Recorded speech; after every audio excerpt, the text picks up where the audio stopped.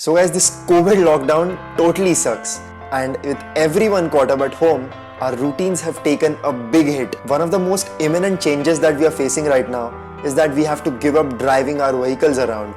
And that also means our cars are locked up and will be in storage for the next 2-3 weeks. It is absolutely imperative to stay at home and follow the guidelines given by our ministries. At the same time, there are a couple of things that you should be doing to take care of your car so that when this mayhem is over, our cars are ready to be driven whenever all of this is over. So if your car is in stock electrical condition without any improperly connected retrofits or accessories, then the maintenance-free car battery in your car should help start it even if the car hasn't been driven for a few weeks or even few months in some cases. The car's alternator is the machine that produces a current which charges your car battery while the engine is running. The first crank after a really long break is often the longest, and this is because the alternator has not been doing its duty as the car has been dormant.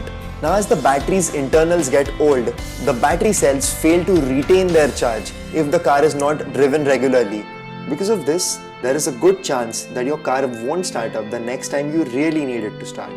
And this battery drain gets particularly worse if you have a worn out or old battery, or if you have any external accessories which are causing excessive parasitic battery drain. So the textbook method for solving this problem is disconnecting the battery. Unlock your car with the key or remote, and all you have to do is remove the negative terminal from your battery and place it aside till your car will be standing still. You will need an appropriately sized wrench or socket to do this. Some cars, like my i10 for instance, have a button in the fuse box for disconnecting the car's electricals, and this is so neat. When the lockdown is over, simply put the battery's negative terminal back on and tighten it correctly.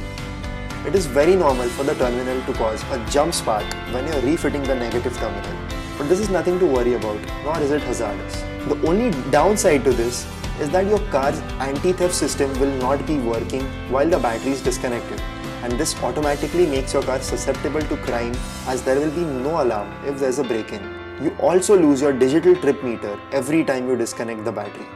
Some people like to start their cars once every few days for 5 to 10 minutes each time to keep the car battery from dying. And while this does charge the battery a little, it is very harmful for the engine. Whenever you crank your engine cold, it takes a considerable amount of time for the engine oil to reach and lubricate every nook and corner of your engine. The engine does not even reach optimal operating temperatures in this small duration of 5 to 10 minutes, and most engines may need a good 5 to 8 kilometer run to reach this point. So starting your car just to keep your battery alive is very harmful for the long life of your car's engine, as your engine is running on minimal lubrication during the first cold start. Let's talk about tires. Car tires have a tendency of developing flat spots if the car is idle for a lot of days, and this adversely affects tire life, handling and ride quality. Most minor flat spots heal themselves after driving for a few kilometers, but regardless, here's a quick tip to prevent flat spots from happening.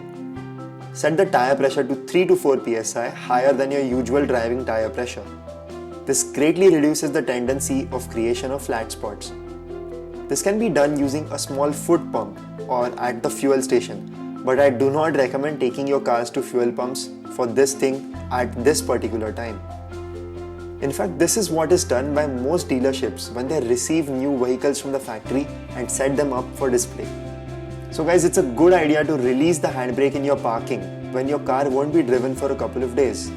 Handbrake mechanisms can start seizing, and after a point, the brake may start dragging with your rear wheel disc or drum if it is engaged for a long time without driving.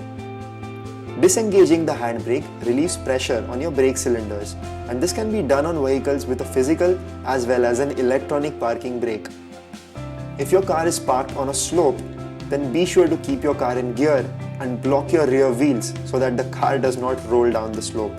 So now, depending on the location, nature and cleanliness of your parking lot, you might have to take special care of your car's paint.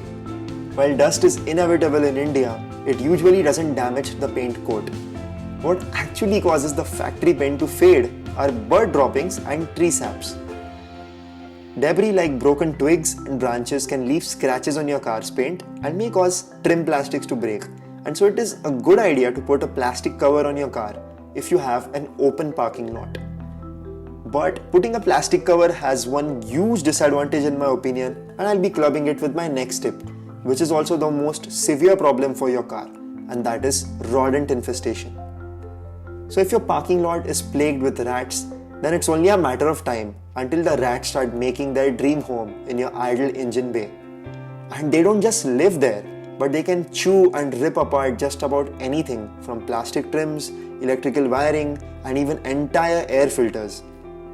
Once they find a way into your engine bay, they can also find a way into the car's cabin and munch through your seat covers, your seats, amongst other things. Rat damages are a menace, and often to fix the electrical problem, the entire vehicle has to be ripped apart to locate the broken electrical circuit, which can be almost anywhere.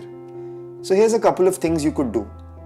Spraying a rat killer around your wheels and inside your engine bay.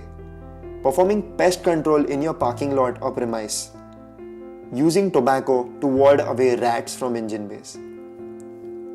Now the reason why I wouldn't advocate in cover is that you just wouldn't be able to keep a check for rodent entry if you have a covered car. It becomes just too cumbersome.